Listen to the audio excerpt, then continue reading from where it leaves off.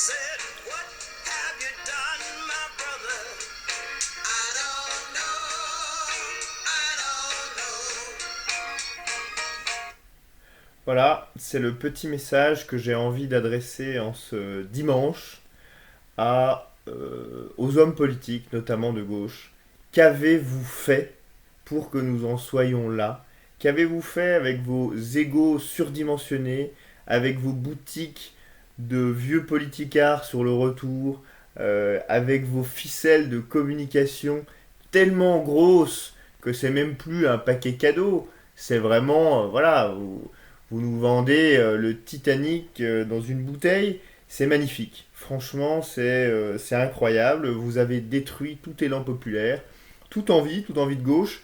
Vous ne croyez ni en l'horizontalité, le pouvoir du collectif, le pouvoir des gens, le pouvoir de décider ensemble, s'est transformé en pouvoir de manipuler, essayer de capter la décision, de l'arranger à son profit, de voilà, toute idée d'horizontalité, de faire parler les gens, d'avancer ensemble, c'est fini.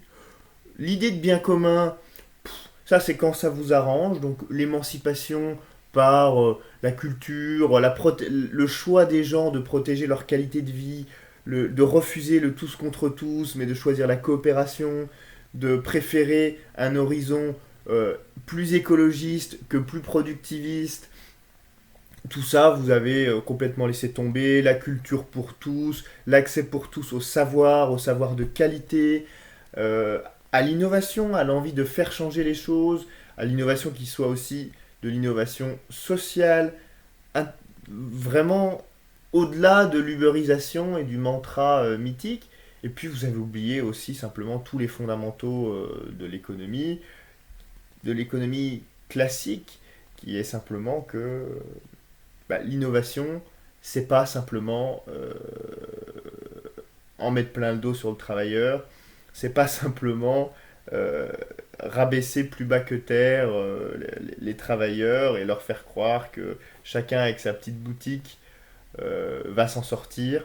Non, c'est essayer de faire en sorte d'avoir une allocation des ressources qui aille sur des meilleurs projets, qui innovent et qui soient disruptifs. Mais bon, en France, on a renoncé à l'innovation. Et le mieux, c'est qu'on y a renoncé d'une belle manière, c'est-à-dire en l'indexant à l'argent, en l'indexant au choix que doit avoir chacun d'être milliardaire et en disant voilà, c'est ça l'innovation, c'est cette volonté d'être milliardaire, c'est cette volonté d'être entrepreneur avec une mythique de l'entreprise assez incroyable. Voilà. Donc tout ça, vous y avez renoncé.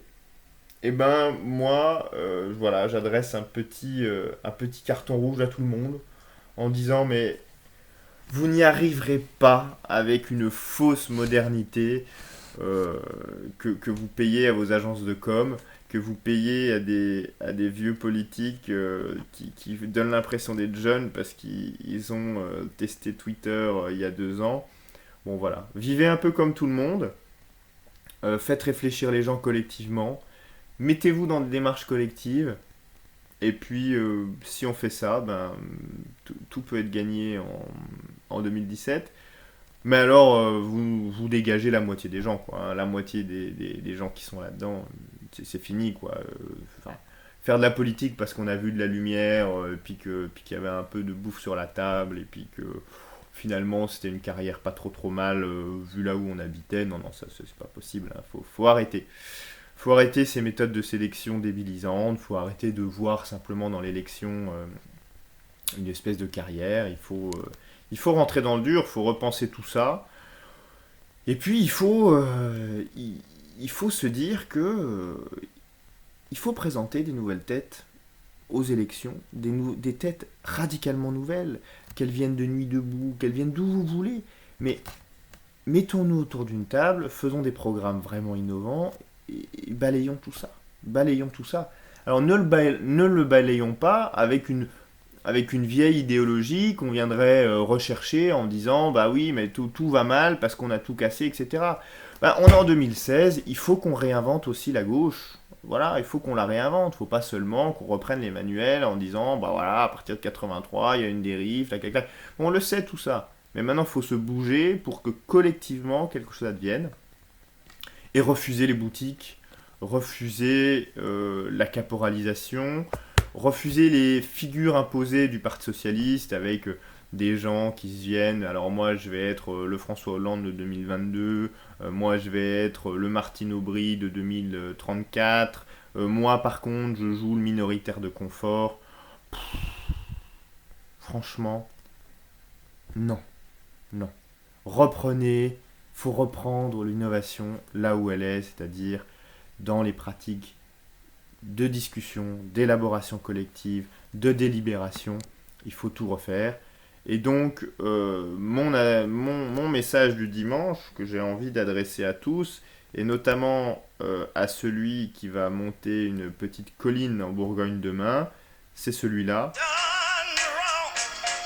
C'est qu'est-ce que tu as fait avec l'innovation politique qui était la tienne.